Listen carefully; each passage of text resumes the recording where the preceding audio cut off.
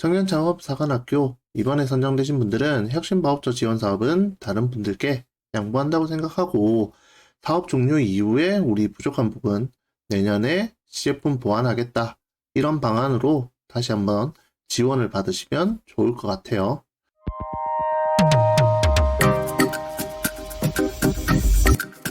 안녕하세요. 리서치 헬퍼 박 대표입니다. 오늘은 청년창업사관학교를 수혜받은 기업들은 잘 아는 이 중소기업 혁신 바우처 사업에 대하여 안내드리도록 하겠습니다. 5천만 원 이내로 컨설팅, 기술 지원, 마케팅을 지원하는데 이 바우처 사업이라고 하는 거 이거 어떻게 이용하는지에 대해서 안내드리도록 하겠습니다. 여기 검색창에 혁신 플랫폼이라고 검색을 해보면 중소기업 혁신 바우처 플랫폼입니다 라고 이제 사이트에 있을 겁니다. 여기 들어오시면 2022년 중소기업 혁신 바우처 사업에 대해서 공고 일정이 나와 있는데 신청 접수 일정, 이 지방청마다, 이 지역마다 다 다르기 때문에 이 부분 한번 확인해 보셔야 됩니다. 예를 들어서 서울지방청 기준으로 신청 접수는 3월 23일까지로 되어 있고 부산 같은 경우에는 4월 1일까지 접수로 되어 있어요.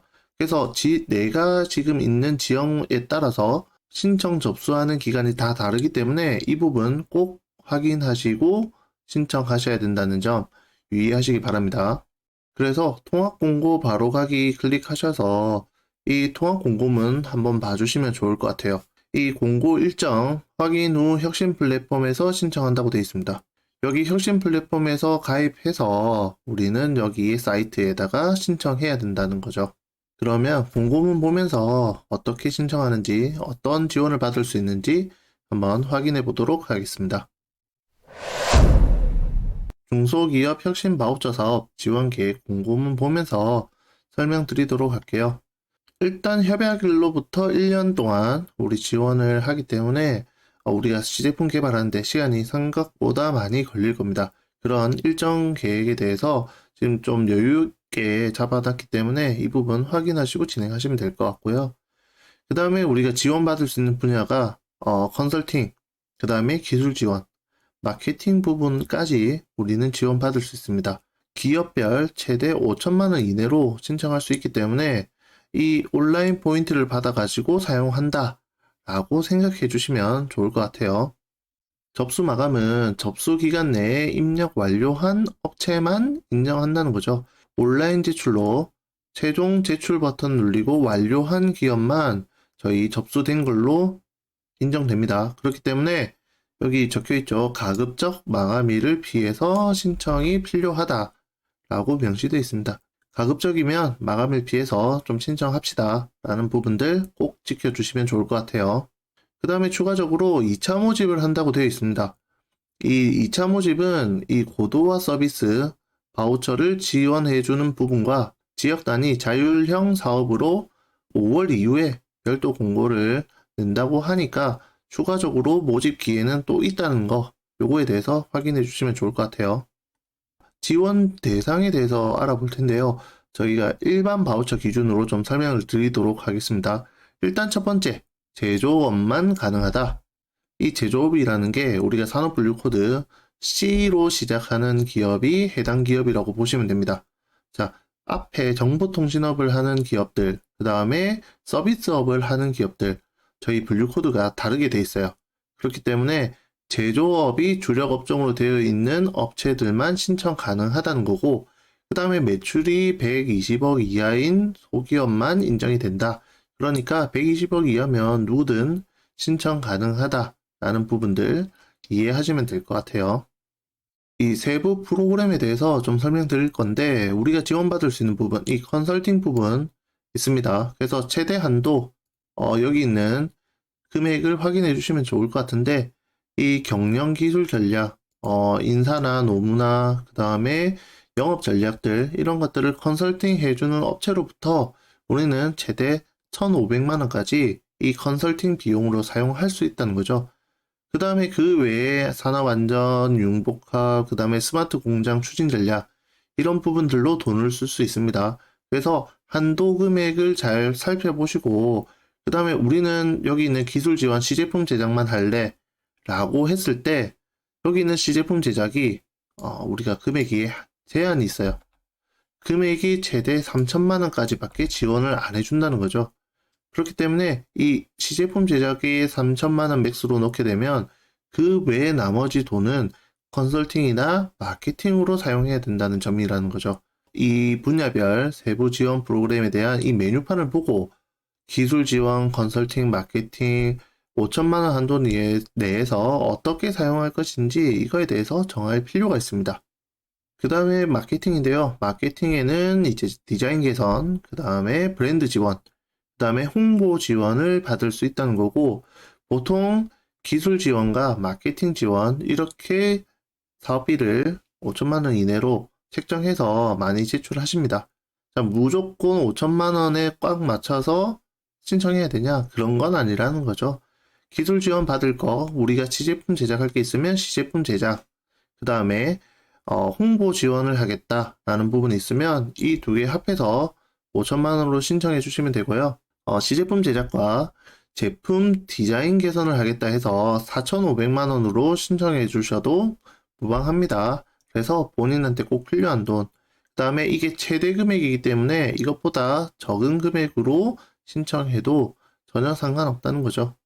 자, 그 다음에 민간 부담금에 대해서 좀 설명드리면 민간 부담금이 뭐 10%, 20% 이런 식으로 정해진 게 아니라 3억 원 이하는 10% 부담을 하고 그 다음에 3억 원 이상 매출을 내는 업체들 같은 경우에는 20% 이내로 부담을 한다라고 되어 있습니다.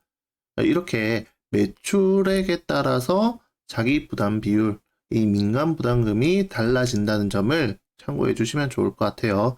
우리 3년 동안 평균 매출액을 계산해서 이 어느 정도 범위에 들어오는지 이거를 확인하실 필요가 있습니다. 그 다음에 평가받는 거는 똑같아요. 서류평가가 진행이 되고 서류평가 끝나고 나면 현장평가를 진행하게 됩니다. 각 담당자가 우리 회사로 이제 방문해서 어떤 사업을 하고 있는지, 어떻게 사업비를 쓸 건지 이런 부분들에 대해서 평가하는 과정들을 거치게 됩니다. 그 다음은 중소기업 혁신 바우처 사업, 이거 사업 신청하는 신청서 서식 보면서 좀 더 설명드릴 건데요. 여기 기업 현황, 우리 대표 기업의 현황에 대해서 작성해 주시면 되고요. 그 다음에 어떤 프로그램을 신청할 건지 이 신청 금액에 대해서 작성해 주시면 됩니다. 그 다음에 바우처 신청 금액, 이 정부 지원 금액만 작성해 가지고 여기에 작성해 주시면 최종 신청서는 완료되고 이 사업계획서 작성은 어떻게 하는지 요 바로 뒤에 있으니까 이거 내용 보도록 할게요. 사업계획서는 회사 연역 작성하고 대표자 경력, 그 다음에 주요 거래처, 일반적인 현황들입니다. 이런 내용들 우리 지금 사업하면서 다 기록되어 있는 자료들, 그 다음에 정리되어 있는 자료들을 바탕으로 여기 작성해 주시면 되고 예비 창업 패키지든 조기 창업 패키지든 다른 사업들 진행한 실적이 있으면 그 실적들 바탕으로 작성해 주시면 조금 더 편하게 작성이 가능할 걸로 예상이 됩니다. 그리고 바우처 지원 내용에 대해서 우리는 컨설팅을 지원받을 건지 기술 지원을 받을 건지 마케팅을 지원받을 건지에 대해서 좀 설명을 해주시면 되는데 어떤 제품 만들겠다 라고 하면 여기 있는 예시처럼 모니터 전력 효율화를 위한 시제품 제작하겠다. 그 다음에 이 시제품 제작을 통해서 마케팅, 우리가 SNS 마케팅을 하든 아니면 이제 기업한테 홍보를 하든 홍보 영상을 제작하겠다 라고 하는 내용들을 여기 칸에다가 적어주시면 될 것 같아요.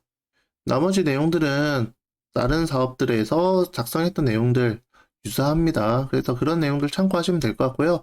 사업이 어떻게 쓸 건지, 정부 보조금은 얼마인지, 기업 분담금은 어떻게 되는지 이 신청 분야에 따라서 따로 작성을 해주시면 좋을 것 같아요.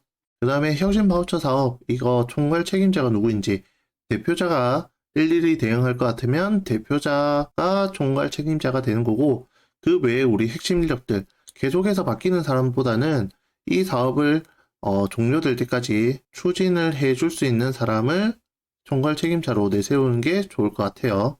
네, 그 다음 지나서 우리 관할 구역을 좀 봐야 되는데 내가 속해 있는 지역에 따라서 우리가 어느 지역으로 신청해야 되는지 이게 정해져 있습니다. 서울 지역에 이제 중구에 있는 업체들 같은 경우에는 서울 쪽으로 신청해야 되고 인천이나 경기 쪽으로는 신청이 불가능하다는 거죠.